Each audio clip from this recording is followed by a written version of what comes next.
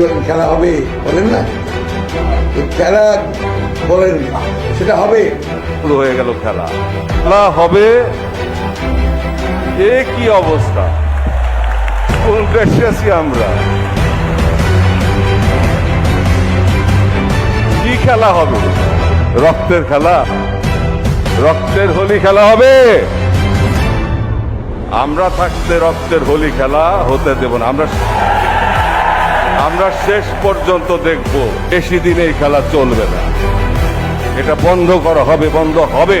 ততক্ষণ পর্যন্ত এই দুটি দল এই খেলা চালাবে, ততদিন পর্যন্ত গণতন্ত্র প্রতিষ্ঠিত হবে না, হবে না, হবে না। বঙ্গবন্ধু, আওয়ামী লীগ আর জিয়ার বিএনপি নাই।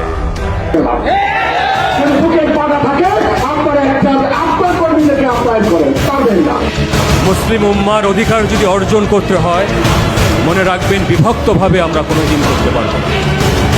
সালাফি ইসলাম নয়, ওয়াহাবি ইসলাম নয়, সুফি ইসলাম নয়, কলেমার ইসলামে আমাদের ঐক্যবদ্ধ হতে হবে।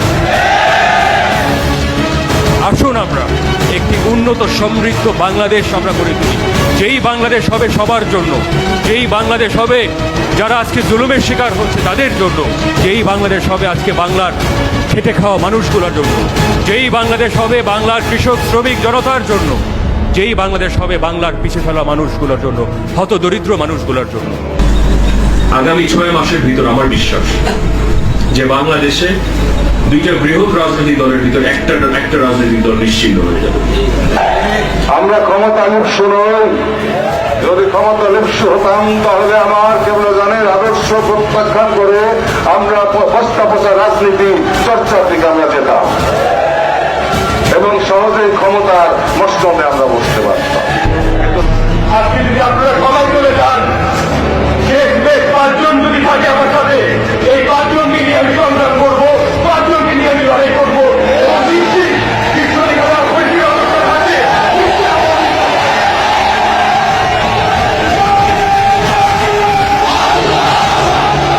আজকে অতীতের মধ্যবিত্ত আজকে নিম্নবিত্তের কাতারে চলে গেছে, অতীতের নিম্নবিত্ত আজকে গরিবের কাতারে চলে গেছে, অতীতের গরিব আজকে হতদরিদ্রের কাতারে চলে গেছে। এটা হচ্ছে বর্তমানের বাস্তবতা।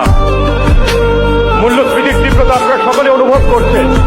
বাংলাদেশে আজকে কোটি কোটি মানুষ, নীরব একটা জনগোষ্ঠী অর্থনৈতিক হাহাকার দিয়ে পার করছে। কোটি কোটি মানুষ নীরবে ভুগছে। তারা শান্তিপ্রিয় শান্তিকামী মানুষ, তাদের পরনে কাপড় নাই, তাদের পেটে ভাত নাই। দিন মজুরি ভাইরা যারা রয়েছেন, রিক্সাওয়ালা ভাইরা যারা রয়েছেন, সরকারের কাছে অনুরোধ করবো আপনারা তাদের দিকে তাকান। আজকে 1 কেজি মাংসের দাম 750 টাকা, 1 ডজন ডিমের দাম 180 টাকা। বাংলার মানুষ কি করে খাবে? বাংলার মানুষ কি করে বাঁচবে?